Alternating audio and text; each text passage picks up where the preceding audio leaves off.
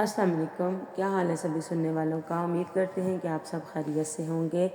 اللہ پاک آپ سب کو اپنے حفظ و امان میں رکھے۔ یہ 9 اگست سال 1493 کا دن تھا۔ شام کا وقت تھا اور سورج غروب ہو رہا تھا۔ کیریبین سمندر میں ایک جہاز پانی کی سطح پر دھیمے دھیمے آگے بڑھ رہا تھا۔ اس جہاز کا نام سینٹا ماریا تھا۔ اس پر تقریباً 30 لوگ موجود تھے۔ جہاز کا کپتان کرسٹوفر کولمبس تھا، جسے ہسپانیہ سے نکلے 2 مہینے گزر چکے تھے اور 2 مہینوں سے یہ جہاز کسی انجان سفر پر رواں تھا۔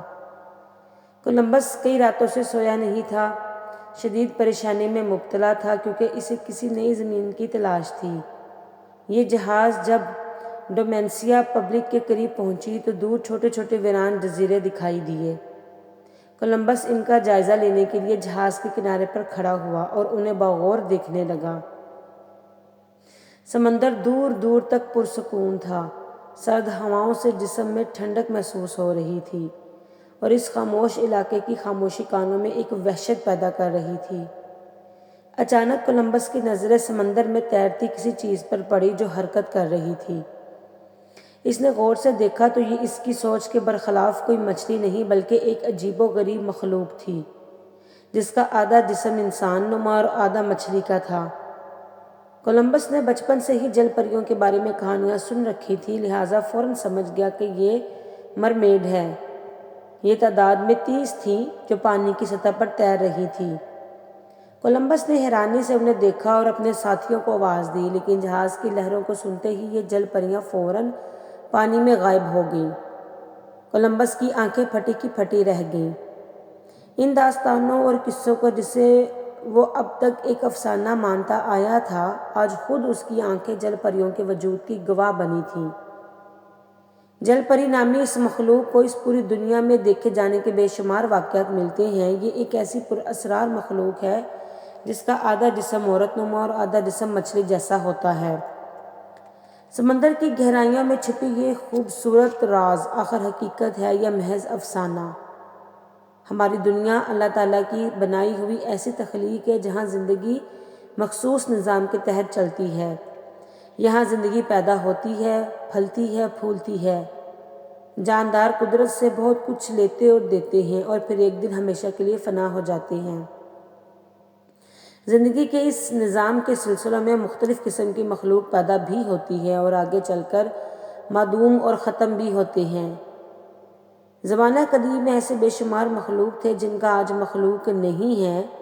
یہ یا تو خود سے بڑے جانوروں کے شکار ہو گئے یا پھر قدرتی آفات اور تباہی نے انہیں اس دنیا سے ختم کر دیا۔ آج وہ عجیب و غریب مخلوق قصوں، کہانیوں اور داستانوں کا حصہ ہے۔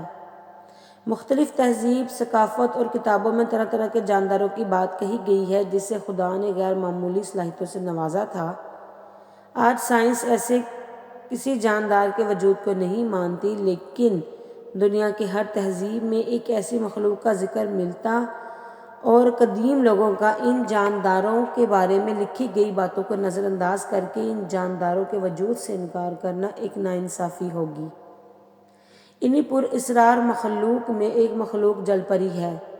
جل پری ایک ایسی مخلوق ہے جس کے بارے میں سن کر انسان ایسی خیالی دنیا میں کھو جاتا ہے جہاں گہرے سمندر میں خوبصورت مچھلی نما عورت اپنی ٹیل کے سہارے رنگ برنگی مچھلیوں کے ساتھ تیر رہی ہوتی ہے۔ جل پریاں ایک ایسی مخلوق ہے جو 3000 سالوں سے انسانیت کے لیے ایک راز بنی ہوئی ہیں۔ انہیں یورپ میں مرمیڈ کہا جاتا ہے۔ فرینچ کے یہ 2 لفظ مر یعنی سمندر اور میڈ یعنی عورت سے مل کر بنا ہے، یعنی سمندر میں رہنے والی ایک ایسی مخلوق جس کا جسم تو عورت کا ہوتا ہے لیکن پیروں کی جگہ مچھلی کی طرح پونچھ ہوتی ہے۔ جبکہ کئی لوک کتھاؤں میں سمندر میں ان کے ساتھ آدمیوں کا ذکر بھی ملتا ہے جنہیں مرمین کہا جاتا ہے۔ جل پریوں کے بارے میں مشہور ہے کہ اگر وہ کسی شخص پر مہربان ہو جائیں تو سمندر کی تہہ میں موجود خزانوں کو لا کر اس انسان کے قدموں میں رکھ دیتی ہیں۔ کہا جاتا ہے کہ جل پریوں کے پاس کچھ غیر معمولی طاقتیں ہوتی ہیں جو کسی عام انسان یا حیوان میں بھی نہیں ہوتی۔ یہ مرمیڈ آنے والے طوفان اور زلزلوں کے بارے میں پہلے سے ہی جان لیتی ہیں۔ قدیم اساطیروں میں دو طرح کی جل پریوں کے بارے میں بتایا گیا ہے، ایک اچھی اور ایک بری جل پریاں۔ اچھی جل پریاں لوگوں کی جان بچانے، ان سے دوستی کرنے اور آنے والی مصیبت سے آگاہ کرنے کے لیے مشہور ہیں، وہیں بری جل پریاں لوگوں کی جان لینے کے لیے جانی جاتی ہیں۔ تحقیق دانوں کے لیے تاریخ کے حوالے سے یہ ثابت کرنا بہت مشکل ہو گیا ہے کہ سب سے پہلے جل پریوں کا تصور انسانی دماغ میں کہاں سے آیا اور کیسے آیا۔ قدیم بابل کے افسانوں میں 1000 سال قبل از مسیح میں ایک سمندری مخلوق کا ذکر ہوا ہے جسے بابلی لوگ تیموت کہا کرتے تھے۔ بابل کے کھنڈرات سے نکلنے والے کتبوں میں بھی لمبی دم والی مخلوق کی تصویر ملتی ہے۔ ایسا معلوم ہوتا ہے کہ بابلی لوگ اسے سمندر کی دیوی مانتے تھے اور اس کی پوجا کیا کرتے تھے۔ آئرلینڈ کے قدیم مقامی قبیلے یعنی آئرش لوگوں میں بھی لیبان نامی جل پری کی کہانی مشہور تھی جسے وہ دیوتا کی بیٹی مانتے تھے۔ آئرس کے مقامی گرجا گھروں میں آج بھی اس کی تصویریں اور مصور موجود ہیں۔ کچھ لوگوں کا یہ بھی ماننا ہے کہ قدیم زمانے کا ایک ڈوبا ہوا شہر اٹلانٹس میں جل پریاں رہا کرتی تھی اور آج بھی اس تباہ شدہ شہر میں پریاں چھپی ہوئی ہیں جو سمندر سے نکل کر شہر کے کنارے آ جاتی ہیں۔ قدیم یورپ میں جل پریوں کا تصور میر فوک کی کہانیوں سے آتا ہے جو پانی میں رہنے والے انسان نما مخلوق تھے۔ جل پریاں ان کی خواتین تھیں۔ میر فوک یا مرمین کے بارے میں یہ بھی کہا جاتا ہے کہ یہ مصر کے 3 طاقتور دیوتاؤں میں سب سے ایک تھے جن کا نام پوزائڈن تھا۔ یہ سمندر اور طوفان کا دیوتا ہے۔ افریقی مذہب میں بھی ایسے ہی سمندری مین ہی کی کہانیاں مشہور ہیں۔ اگر قدیم یونان کی بات کریں تو یونان میں جل پریوں کو سائرن کہا جاتا ہے جن کا ذکر یونان کی مشہور کتاب دی بک آف اوڈیسی میں ملتا ہے۔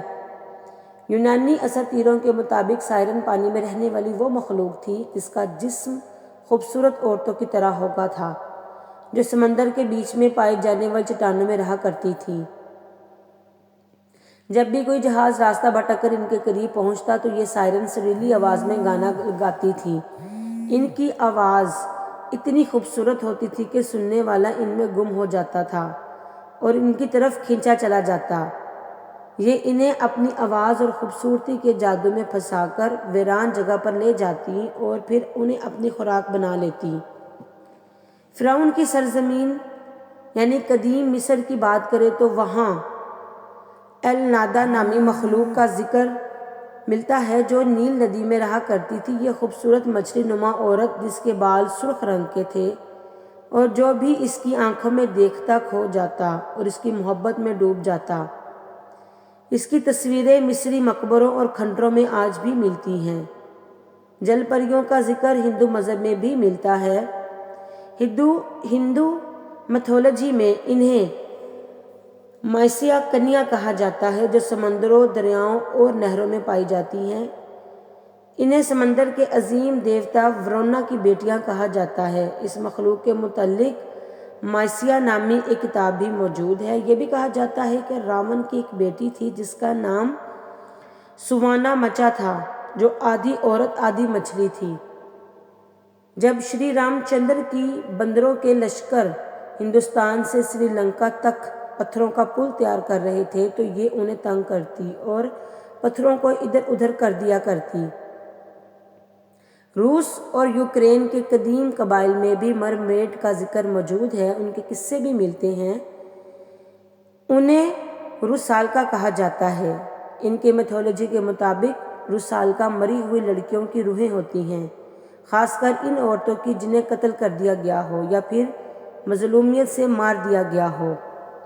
روسالکا خوبصورت روپ میں چاند کی روشنی میں سمندر کے کنارے رقص کیا کرتی تھی اور لوگوں کو ان کے نام سے پکارتی تھی اور لوگ ان کے پاس جاتے ہی پانی میں ڈوب کر مر جاتے۔ جبکہ قدیم چینی لوگ مرمیڈ کو لنگ یو کہا کرتے تھے۔ قدیم یونان میں جل پریوں کے آنسوؤں کو بہت قیمتی مانا جاتا تھا کیونکہ ان کے آنسو خاص قسم کے موتیوں میں بدل جایا کرتے تھے۔ یہی وجہ تھی کہ مچھوارے ہمیشہ جل پریوں کی تلاش میں رہا کرتے تھے۔ لنگیوں کے بارے میں چینیوں کا یہ ماننا تھا کہ اگر کوئی انسان لنگیو کا گوشت کھا لے تو اسے خوبصورتی اور لمبی عمر ملتی ہے۔ تاریخ میں ان مرمیڈ کے بارے میں اور بہت سی تاریخی واقعات ملتے ہیں۔ مرمیڈ کے بارے میں یہ ہماری جو ویڈیو یہ پارٹ 1 ہے، انشاءاللہ اب ان کے باقی واقعات ہم آپ کو پارٹ 2 میں بتائیں گے، جو ہم آپ سے اگلی ویڈیو میں شیئر کریں گے۔